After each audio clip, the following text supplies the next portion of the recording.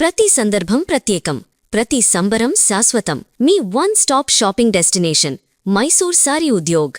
జల సాధన సమితి జాతీయ అధ్యక్షులు పర్యావరణవేత్త అందరికీ తెలుసు దుచ్చెర్ల సత్యనారాయణ గారు. తనకున్నటువంటి 60-70 ఎకరాల భూమిని కేవలం ప్రకృతి కోసం వదిలేసినటువంటి గొప్ప మనసున్న వ్యక్తి. అలాంటి వ్యక్తి మీద ఈరోజు కొంతమంది దుర్మార్గులు దాడికి పాల్పడ్డారు. అత్యంత పాశవికంగా కర్రలతో రాడ్లతో ఆయన మీద దాడి చేశారు. అక్కడ హాస్పిటల్లో చూపించిన తర్వాత ప్రత్యేకంగా ముఖ్యమంత్రి గారు చొరవ తీసుకుని ఆయన్ని నిమ్స్ హాస్పిటల్కి రప్పించారు.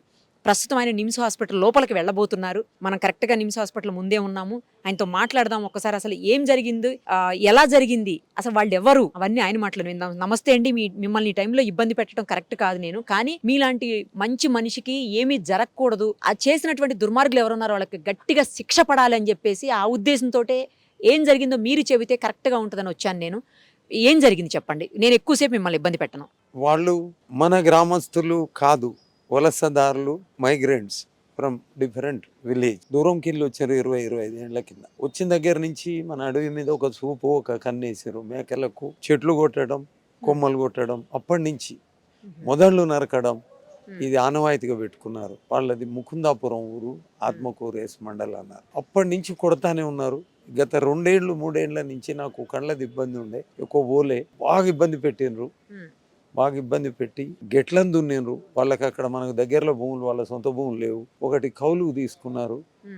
మన చెట్లను మొదలు కొట్టినరు, మన గెట్లను నాశనం చేసినారు. తర్వాత దున్నుతా వస్తా మన దాంట్లోకి వచ్చి దున్ని గెట్లను నాశనం చేసినారు. ఇది చేసుకుంటూ వచ్చి ఇక మన దగ్గర 7 మోటార్లు కాలిపోయినాయి. ఎండాకాలం ఇబ్బంది ఉంది జీవరాశులకు, పక్షులకు, సకల జీవరాశులకు. వాటికి అక్కడ స్వయంభూ లింగాకారాలు 8 ఉన్నాయి. ఒక ఆయన మీద మాత్రం ఆగకుండా నీళ్లు అనించి వాటర్ పడుతుంది. ఆ మోటార్ వేపేయడానికి 7 మోటార్లు కాలిపోతే 2 రిపేర్ చేసి తీసుకుపోదామని జీప్లో తీసుకుపోయినాం. ఆడ దిగినాం.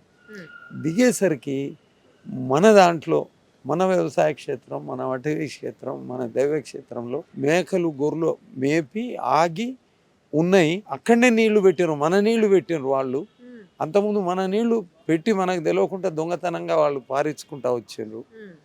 మన మోటార్లు కాలిపోయేది, అందులో సంపుల్లో నీళ్ళు లేక. ఇట్లా రకరకాలుగా కూడా స్టార్టర్లను దొంగతనం చేసిండ్రు, స్టార్టర్ పెట్టెల్ని చేసిండ్రు, మోటార్లను చేసిండ్రు.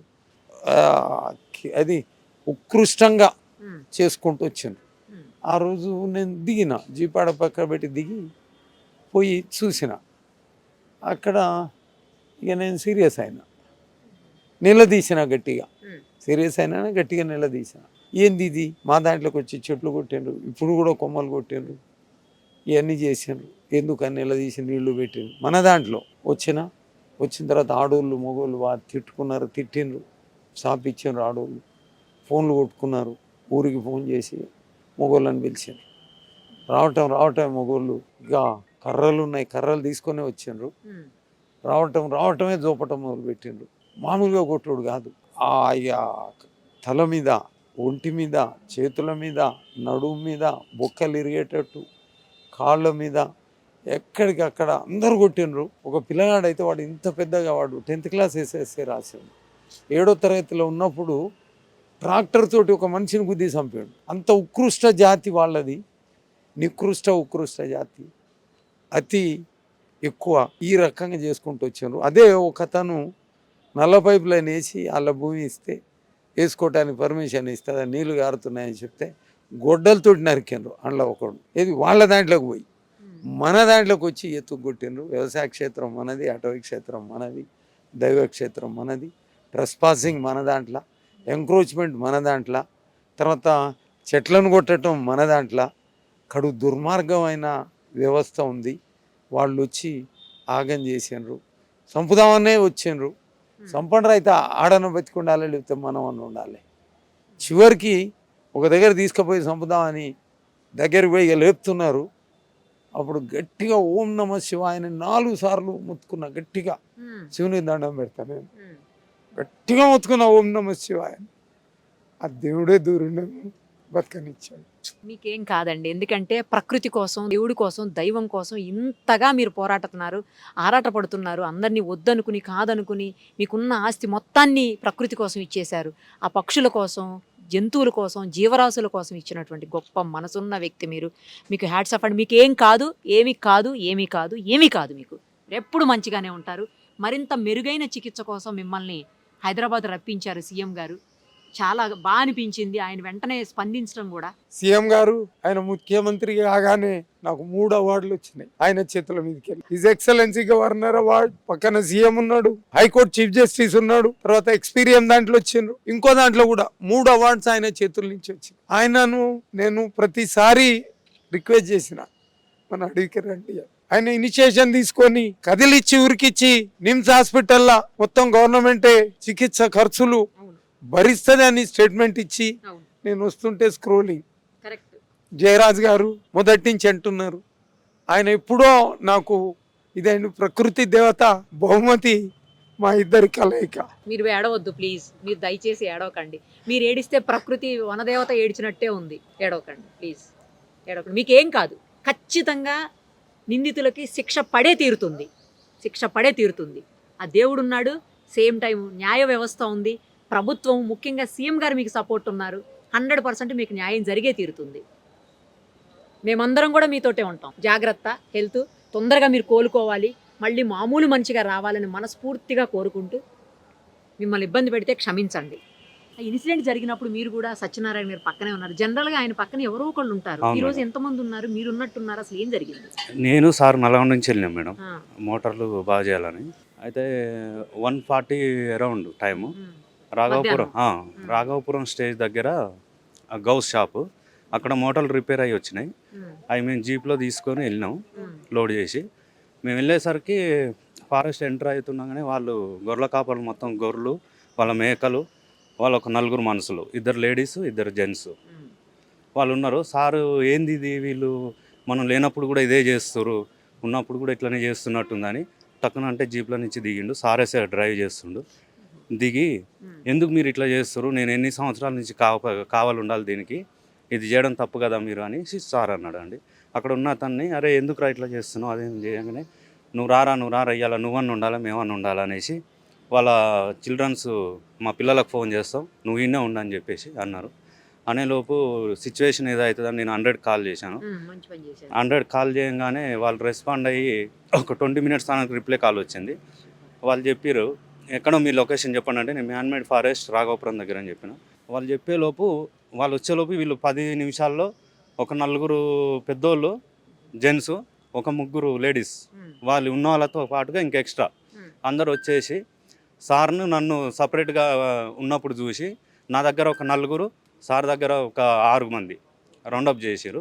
నేను సార్ దగ్గరికి వెళ్ళేలోపు ఈయన్ని కొట్టుర్రా ఫస్ట్, ఈయనకి ఏం అవసరం ఉందని ఈడికి వచ్చిండు అనేసి నన్ను రౌండప్ చేసి నా సెల్ ఫోన్ వీడియోస్ తీసి ఫోటోలు తీస్తుంటే సెల్ ఫోన్ వాళ్ళు అక్కడ చుట్టుపక్కల అదే రాఘవపురంకి మైగ్రేట్ అయ్యి వచ్చిరంట వేరే ఊరు నుంచి. అది నాకు కూడా తెలియదండి. మైగ్రేట్ అయ్యి వచ్చిరంట. వాళ్ళు లాస్ట్ ఒక 20 years నుంచి సార్ తోటి ప్రాబ్లమ్స్ చేస్తూనే ఉన్నారంట. సార్ అప్పుడు చెప్పిండు నాకు. చెప్పినాక వాళ్ళు ఒక 10 minutesలో 12 members గ్యాదర్ అయ్యారు. 12 members 12 విధాలుగా వాళ్ళు డిస్ప్యూట్ అయ్యి నా దగ్గర ఒక 4, సార్ దగ్గరకు ఒక 6 వెళ్ళేలోపు సార్ని కొడుతున్నాను, సార్ మీరు కొడుతురని నేను వెళ్ళేలోపు ఫస్ట్ వీని కొట్టుర్రా అనేలోపు నేను ఆ 3 నా దగ్గర కట్ట ఉంటే కర్రతో అటు ఇటు అనేసి నేను తప్పించుకొని రాఘవపురం రోడ్డు మెయిన్ రోడ్ వరకు పరిగెత్తి సూర్యాపేట ఎస్పీ గారికి ఫోన్ చేయను. అప్పుడు మళ్ళీ వెహికల్ నువ్వు అక్కడే ఉండు 5 minutesలో వస్తా చెప్పారు. ఆ రోజు నన్ను సార్ని చంపడానికి వాళ్ళు మంచి ప్లాన్ వేసారు, కాకపోతే అది ఎగ్జిక్యూట్ కాలేదు. దేవుడు మా తరఫున ఉన్నాడు. సో వాళ్ళు ప్రయత్నం చేసిన దానికి కఠిన శిక్ష పడాలని నేను ఈ మీడియా తరపు నుంచి పెద్దలందరినీ కోరుకుంటున్నాను. ఖచ్చితంగా పడుతుంది. తప్పు చేసిన వాళ్ళు ఎక్కడికి తప్పించుకుంటారు? ఖచ్చితంగా పడుతుంది. ప్రభుత్వం కూడా సపోర్ట్ ఉంది కదా, పోలీసులు సపోర్ట్ ఉన్నారు. న్యాయానికి ఖచ్చితంగా మంచే జరుగుతుంది, న్యాయం జరుగుతుంది. ఏం అన్యాయం అండి. ప్రకృతి కోసం ఉన్నటువంటి వ్యక్తిని, తన ఆస్తి మొత్తాన్ని వనదేవత కోసం ఇచ్చేసినటువంటి గొప్ప వ్యక్తి ఆయన. ఈ దేశం గర్వపడే ఒక ప్రకృతి పర్యావరణవేత్త, మహా విద్యావంతుడు. తన జీవితాన్ని మొత్తం కూడా తన వారసత్వంగా వచ్చే 70 ఎకరాల భూమిని మొత్తం కూడా అడవిని తన ప్రాణంలాగా పెంచి భార్యను వదిలిపెట్టుకొని పిల్లగాన్ని వదిలిపెట్టుకొని కుటుంబాన్ని వదిలిపెట్టుకొని మొత్తం తన జీవితాన్ని అక్కడ పెట్టి ఒక మోడల్ ఈ ప్రపంచానికి ఒక పర్యావరణవేత్తగా దాన్ని చూపెట్టాడు. అలాంటి మహానుభావుడి మీద వాళ్ళను ఆకస్మిక జరిగిన దాడి కాదు, ఇది ప్లాన్ ప్రకారం అడవిని కబ్జా చేయటం కోసం, అడవిని ఆక్రమించుకోవటం కోసం ఈయన ఒక్కరిని చంపేస్తే అడవి మొత్తం కూడా మా ఆధీనంలోకి వస్తుందనే ఉద్దేశంతో ఒక పథకం ప్రకారం ఈరోజు ఆయన్ని చంపడానికి ప్రయత్నం చేయటం అనేది జరిగింది. ఆయన పొద్దున్నే ఫోన్ చేయగానే నేను నిమ్స్ డైరెక్టర్ గారికి బీరప్ప గారికి ఫోన్ చేశాను. వెంటనే గవర్నమెంట్ కల్పించుకొని అన్ని ఏర్పాట్లు ఇక్కడ డాక్టర్స్ని చేయటం ఇవన్నీ కూడా చేస్తున్నారు. ట్రీట్మెంట్ చాలా బాగా చేస్తున్నారు. ఆయన ప్రాణాన్ని మొత్తం నిమ్స్ హాస్పిటల్ డాక్టర్లు అయితేంది, ప్రభుత్వం అయితేంది కాపాడటం అనేది జరిగింది. వాళ్ళకు మాత్రం కఠినమైన శిక్ష పడాలి. అంటే రేపు పొద్దున ఒక మొక్క మనందరం ఆక్సిజన్ తీసుకొని బతుకుతున్నాం. అలాంటి రేపటి తరానికి ఒక అద్భుతమైన అడవిని పెంచి ఆయన ఇచ్చే మహానుభావుని మీద చెట్టును కొట్టినట్టు కొట్టారు, పిట్టల్ని కొట్టినట్టు కొట్టారు, ఆయన్ని చంపాలని ప్రయత్నం చేశారు. ఇది చాలా దుర్మార్గం. నాకు చాలా గొప్ప స్నేహితుడు ఆయన మీద జరిగిన దాడిని నేను తీవ్రంగా ఖండిస్తున్నాను. ఆయన ఒకటి అన్నాడు, నేను మంత్రుల కాడ కూడా గతంలో కూడా చెప్పాను, ఆయన తీసుకొని సీఎం కాడికి కూడా తీసుకొని వెళ్ళాలనే ఆలోచనతో మేము ఇద్దరు ఉన్నాం. ఆయన చెప్పింది గొప్ప మాట ఏంటంటే, ఈ 70 ఎకరాల చుట్టూ ఓ ఫెన్సింగ్ వేయాలి, గవర్నమెంట్ సర్వే చేసి ఓ ఫెన్సింగ్ వేయాలి. అట్టగే నేను ఆయన తరపున ఆయన అడగలేదు, నేను ఆయన తరపున నుంచి అడిగేది ఏంటంటే గవర్నమెంట్ని, ఆయన చెట్టు కింద ఉంటున్నా 70 ఎకరాల స్థలం అడవి పెంచి అడవిలో ఒక చెట్టు కింద ఉంటాడు నార్మల్ మనిషిలాగా.